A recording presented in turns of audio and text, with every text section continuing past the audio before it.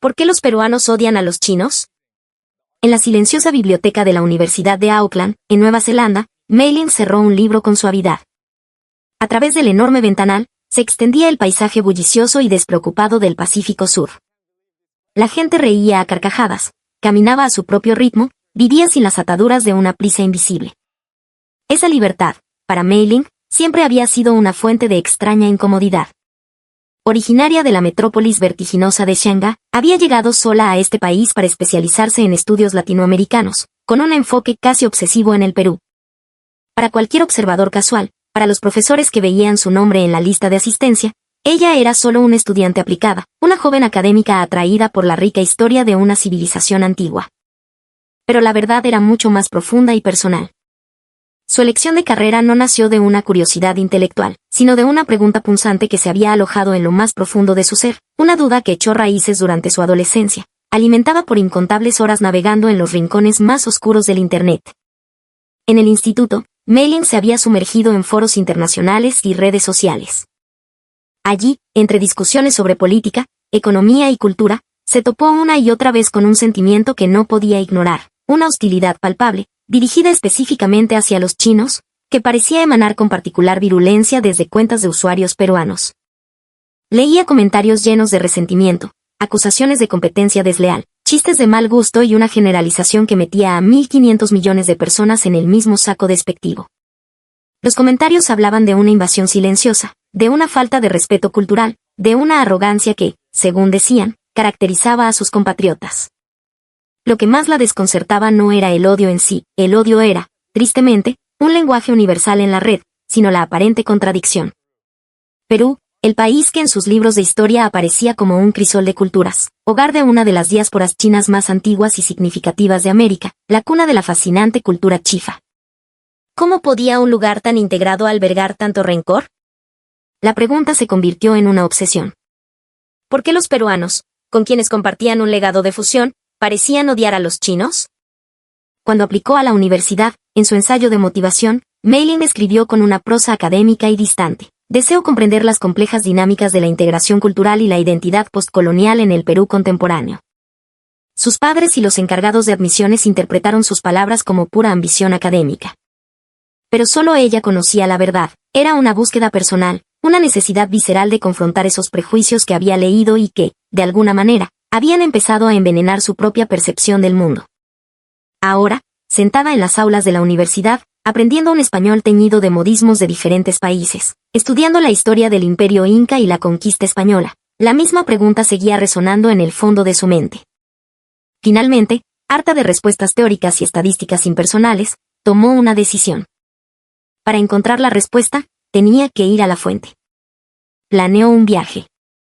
Un viaje corto, de apenas 10 días, pero que, sin que ella lo supiera entonces, poseía el poder de demoler y reconstruir por completo su visión del mundo. En el instante en que las ruedas del avión tocaron la pista del Aeropuerto Internacional Jorge Chávez, Mei-Ling sintió que algo era fundamentalmente diferente.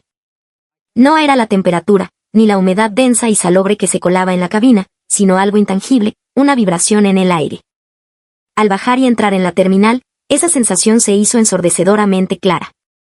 El silencio ordenado de los aeropuertos a los que estaba acostumbrada había sido reemplazado por un estruendo vital y caótico. Un coro de taxistas gritaba ofertas al unísono: taxi, taxi, amiga, seguro. Las familias se saludaban con abrazos estruendosos y risas que retumbaban en el vestíbulo. Los teléfonos sonaban con melodías de cumbia y salsa. Era un caos. Un caos absoluto. En Nueva Zelanda, la gente hacía colas ordenadas, hablaba en susurros y mantenía una distancia personal casi sagrada. Aquí, el espacio personal parecía un concepto fluido, y el volumen de la vida estaba permanentemente subido al máximo. Mei-Ling se sintió abrumada, una pequeña isla de rigidez en medio de un océano de expresividad desbordante. Su primera reacción fue un juicio silencioso. Esto confirma lo que leí, pensó. Desorganización. Ruido. Falta de respeto por el espacio ajeno. El trayecto en taxi hacia su hotel en Miraflores fue una inmersión aún más profunda en ese caos ordenado. Los autos se adelantaban por centímetros, los conductores tocaban el claxon no con ira, sino como una forma de comunicación, un lenguaje propio de estoy aquí, voy a pasar, cuidado, pata. Los peatones cruzaban las calles con una audacia que a Mei Ling le pareció suicida. Y, sin embargo, en medio de ese aparente desorden, había un ritmo, una coreografía no escrita que, milagrosamente, funcionaba. Nadie chocaba. El flujo, aunque turbulento, nunca se detenía. Llegó a su hotel y, una vez en la soledad de su habitación, dejó escapar un suspiro que no sabía que estaba conteniendo. ¿Qué es esto?, murmuró para sí misma. No era un montaje teatral. No era una película. Era la realidad. Una realidad vibrante, abrumadora y completamente ajena a todo lo que conocía. Esa noche, salió a caminar por el malecón. La brisa del Pacífico era fresca, pero la energía de la ciudad seguía siendo cálida y palpitante. Vio parejas paseando, deportistas corriendo, familias comiendo picarones de carritos ambulantes. Había música, risas, vida. Y en medio de todo, una inesperada gentileza. Se detuvo, confundida con el mapa en su teléfono, y casi al instante, una señora mayor se le acercó. ¿Se ha perdido, hijita? ¿A dónde quiere ir? Le explicó con una paciencia y una calidez que la desarmaron. La amabilidad era genuina, pero la dejó aún más confundida. ¿Cómo podían coexistir esa calidez personal y ese caos público? Este país, se dio cuenta, era un enigma mucho más complejo de lo que cualquier foro de Internet podría jamás describir. El tercer día de su viaje, Mei Ling se aventuró en el corazón histórico de Lima, decidida a enfrentar el epicentro de su investigación, el barrio chino. Al bajar del taxi cerca de la calle Capón, el aire se llenó de una mezcla de olores familiares y exóticos. El jengibre y la salsa de soja se entrelazaban con el aroma del ají y el cilantro. Los arcos rojos de estilo chino se alzaban sobre calles bulliciosas, repletas de gente de todos los tonos de piel y rasgos imaginables. Se sentó en un pequeño chifa, un restaurante de comida fusión peruano-china, y pidió un plato de arroz chaufa. Mientras esperaba, observó. Observó a una familia peruana en la mesa de al lado, abuelos, padres y niños, compartiendo una enorme fuente de tallarín saltado, riendo a carcajadas. Observó a un grupo de oficinistas en su hora de almuerzo, devorando con ganas sus porciones de bantanes fritos. Vio a parejas de jóvenes, a amigos, a gente sola, todos unidos por el simple acto de disfrutar de una comida que era, en su esencia, un símbolo de la integración. La cultura que ella creía rechazada estaba, de hecho, en el corazón mismo de la identidad culinaria del país. Era la comida de todos los días, la comida del pueblo. La contradicción la golpeaba con fuerza. ¿Cómo era posible? El odio que había leído online parecía una ficción, una realidad paralela que no encontraba eco en las calles vibrantes de este barrio. Su mente luchaba por reconciliar los comentarios llenos de veneno con la escena de armonía que tenía delante. Entonces, ocurrió. Un grupo de turistas, que por su idioma Mei Ling identificó como compatriotas suyos, chinos, irrumpió en la calle peatonal. Hablaban a un volumen que hacía que incluso el bullicio limeño pareciera silencioso. Se abrieron paso entre la multitud con empujones, sin pedir permiso, y se detuvieron frente a un puesto de bocaditos al vapor, los famosos siu mai. Ignoraron la pequeña cola que se había formado y le gritaron su pedido al vendedor. Comieron allí mismo, ruidosamente, y cuando terminaron, hicieron algo que detuvo el corazón de Mei Ling. Arrojaron los pequeños platos de plástico y los palillos directamente al suelo, a menos de 1 metro de un tacho de basura. Y luego, como si nada, siguieron su camino. Mei Ling contuvo el aliento, sintiendo una punzada de vergüenza ajena, una falta terrible. Su corazón se encogió, preparándose para la explosión de ira, para los insultos que seguramente vendrían, para la confirmación de todo lo que temía. Pero no hubo gritos. No hubo insultos. En su lugar, hubo algo mucho más poderoso. Un silencio colectivo cayó sobre la gente que los rodeaba. El vendedor del puesto los miró, no con odio, sino con una profunda decepción, y negó lentamente con la cabeza. Una abuela que pasaba hizo un sonido con la lengua, un TSK de desaprobación que resonó más fuerte que cualquier grito. Todas las miradas a su alrededor, de peruanos de rasgos andinos, afros, mestizos, se clavaron en el grupo de turistas. No era una mirada de odio racial. Era algo distinto. Era una mirada que decía, esa no es la forma. Aquí no hacemos eso. Era un rechazo, sí, pero un rechazo a la acción, no a la persona ni a su origen. Era el rechazo a la falta de respeto. Un rechazo silencioso y unánime que era, en su contención, abrumador. En ese instante, como un relámpago, una pieza del rompecabezas encajó en la mente de Mei Ling. Se dio cuenta. Los peruanos no odiaban a los chinos. Odiaban a los malcriados. Odiaban a quienes no respetaban las reglas no escritas, a quienes creían que el mundo giraba a su alrededor, a quienes trataban el espacio público como su basurero personal. La nacionalidad era irrelevante. La ofensa era el desprecio por la comunidad.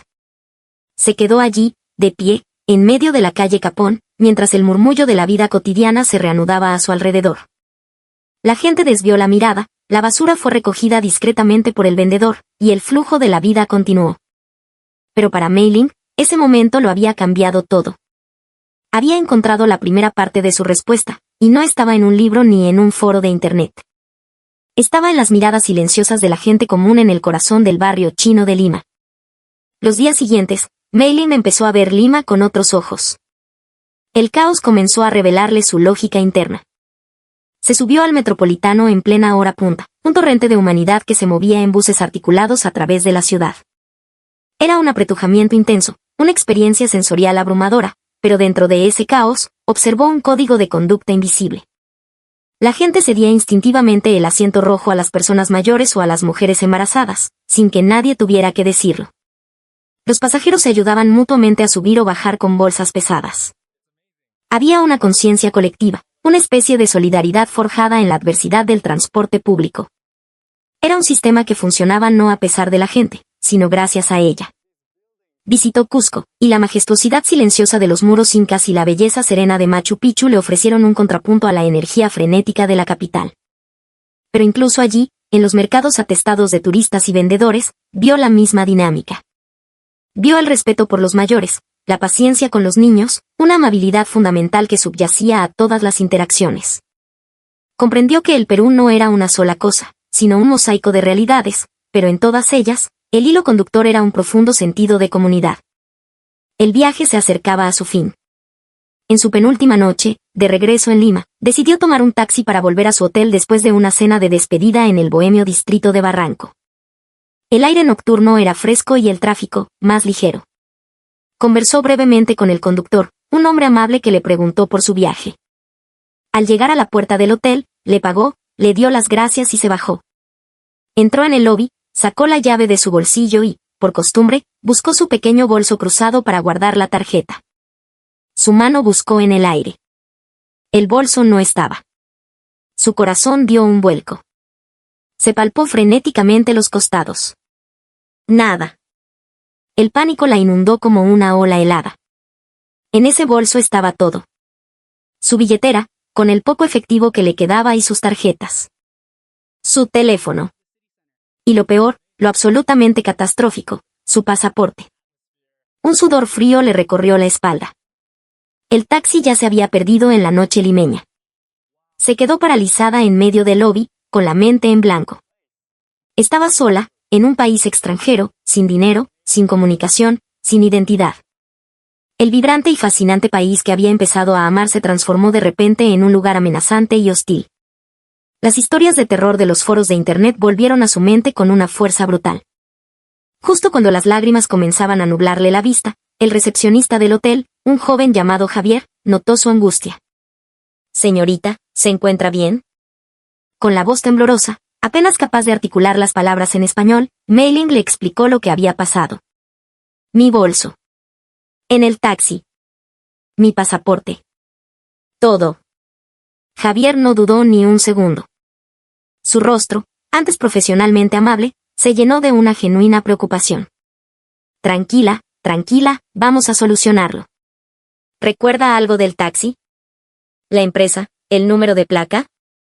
Mei Ling negó con la cabeza, sintiéndose completamente inútil. «No. No me fijé». «No se preocupe», dijo Javier con una calma que Mei Ling no podía comprender. «A veces pasa. Vamos a llamar a las principales compañías de taxi, una por una. Tenga fe». Mientras Javier empezaba a hacer llamadas, un hombre mayor, que había estado sentado en un sillón del lobby leyendo el periódico, se acercó. Era bajo, de piel curtida por el sol y ojos amables que habían visto muchas cosas. Llevaba el uniforme de mantenimiento del hotel. «¿Perdió sus cosas en un taxi, señorita?», preguntó con una voz suave y pausada. Mei Lin asintió, incapaz de hablar. El hombre, que se presentó como Don Carlos, le puso una mano tranquilizadora en el hombro. Escúcheme, hijita. Hace un rato, cuando usted bajó, vi que el taxista se detuvo un momento en la esquina, como si buscara algo. Luego dio la vuelta y se fue por esa calle. Es una corazonada, pero quizás se dio cuenta y está intentando volver. Espere aquí un momento. Antes de que Mei Lin pudiera procesar sus palabras, Don Carlos salió a la calle. Ella lo observó a través del cristal, una figura pequeña pero decidida bajo las luces de la ciudad. Javier seguía al teléfono, hablando con una operadora. El tiempo pareció detenerse. Cada segundo era una tortura. Mei Lin se imaginaba ya en la embajada, pasando por un infierno burocrático, su viaje arruinado, sus peores prejuicios confirmados. Entonces, vio que Don Carlos gesticulaba, llamando a un auto que se acercaba lentamente. Era un taxi. El mismo taxi. El corazón de Mei Lin se detuvo y luego empezó a latir con una fuerza descomunal. Don Carlos abrió la puerta del coche y, segundos después, entró de nuevo en el hotel. En sus manos, sostenía el pequeño bolso negro de Mei Lin. Se lo entregó con una sonrisa sencilla. El señor se dio cuenta de que lo había dejado en el asiento de atrás. Estaba dando vueltas por la zona para ver si la encontraba. Mei Lin tomó el bolso con manos temblorosas. Lo abrió. Todo estaba allí. La billetera, el teléfono, el pasaporte. No faltaba absolutamente nada. Las lágrimas que había estado conteniendo finalmente brotaron, pero ya no eran de pánico, sino de un alivio y una gratitud tan inmensos que le dolía el pecho. Miró a Don Carlos, luego al taxista que había entrado tímidamente detrás de él, y no supo qué decir. Sacó la billetera, queriendo darles todo el dinero que tenía. Por favor. Acepten esto. No sé cómo agradecerles. Don Carlos detuvo su mano con suavidad. No, señorita. No es necesario. Luego la miró a los ojos, y sus siguientes palabras se grabaron a fuego en la memoria de Mei Lin para siempre. Aquí en el Perú, mija, podemos ser humildes, tener poco, pero no agarramos lo que no es nuestro. La honestidad no cuesta nada. El taxista asintió, con una sonrisa tímida. Qué bueno que lo recuperó todo, señorita. Buen viaje. Y sin más, se dio la vuelta y se fue. Mei Lin se quedó allí, abrazando su bolso, mientras la profunda humanidad de ese momento la envolvía por completo. Se dio cuenta de que la amabilidad que había experimentado no eran excepciones. No eran actos aislados. Eran la norma. Eran el verdadero aire de este país. La verdadera regla no escrita. Una regla basada en la decencia, la empatía y una honestidad fundamental que no dependía de la riqueza o el estatus. La confianza y la solidaridad que ella creía ausentes en el caos eran, en realidad, los cimientos que lo sostenían todo. Una semana después, Mei Lin estaba de vuelta en Nueva Zelanda. El orden predecible de su vida allí, que antes le había proporcionado seguridad, ahora se sentía extrañamente estéril. El autobús no llegaba a tiempo, y a nadie parecía importarle. La cajera del supermercado trabajaba con una lentitud exasperante. En la estación de tren, la gente se paraba en cualquier lugar, bloqueando el paso, cada uno inmerso en su propio mundo. Antes, estas cosas eran simplemente parte de la cultura local. Ahora, las veía con una claridad dolorosa. Un día, mientras esperaba el tren, vio a un joven terminar su bebida y, con total naturalidad, dejar el vaso vacío en el suelo. Mei Lin sintió una oleada de indignación. Lo fulminó con la mirada. El joven no se dio cuenta, pero ella sintió como la experiencia peruana había echado raíces profundas en su interior. Sin pensarlo dos veces, se agachó, recogió el vaso y lo tiró a la papelera más cercana. En ese preciso instante, se dio cuenta de lo que estaba haciendo. Ya no estaba simplemente viviendo en una cultura que había aprendido, estaba habitada por una cultura que la había transformado. Esa semana se reunió con su amiga Sofía, una estudiante peruana que también vivía en Auckland. Sofía notó el cambio en ella de inmediato. Oye, Mei Lin, ¿qué te pasa? Estás diferente. Mei Lin le contó todo. El caos vibrante de Lima, la calidez de su gente, la revelación en el barrio chino, la noche de pánico y la increíble bondad de Don Carlos y el taxista. Sofía escuchaba, asintiendo en silencio, una sonrisa de comprensión en su rostro. Finalmente, Sofía le hizo la pregunta que había iniciado todo el viaje. Entonces, dime, Mei Ling, después de todo esto, ¿los peruanos odian a los chinos? La pregunta que había sido una espina en su costado durante años ahora flotaba en el aire, pero ya no tenía peso, ya no dolía. Mei Ling la miró y respondió con una calma y una certeza que nunca antes había poseído. No, Sofía. No odian a los chinos. Odian a la gente que no respeta, a los que se creen superiores, a los que no entienden que vivir en sociedad significa pensar en los demás. ¿Manjas? Sofía se rió al escuchar el peruanismo. Mei Ling continuó, su voz llenándose de la pasión de su descubrimiento. Perú es un país hecho de aire, como dicen en Asia. Pero su aire no es de silencio y distancia. Es un aire formado por la solidaridad, por la calidez, por una amabilidad que no pide nada a cambio. Si respetas ese aire, si te acercas con humildad y un corazón abierto, te responden con una generosidad sin límites. Pero si desprecias ese aire, si actúas con arrogancia, te rechazan. No te gritan, no te insultan. Simplemente te cierran la puerta de su corazón. Y en eso, la nacionalidad no tiene absolutamente nada que ver. Lo importante es la actitud, las ganas de entender ese código no escrito. Esa noche, Mei Ling abrió su cuaderno de notas. En la última página, escribió una conclusión final, la respuesta definitiva a su larga búsqueda. La bondad silenciosa es la forma más poderosa de cultura. No existe para que otros la vean, sino porque sus practicantes creen que es la forma correcta de vivir. Perú está construido por esa clase de personas. Su viaje de 10 días no solo le había dado una respuesta, sino que había transformado su pregunta inicial. Ya no se preguntaba por qué un pueblo odiaba a otro. Ahora entendía que la verdadera pregunta era, ¿qué significa ser humano y vivir en comunidad?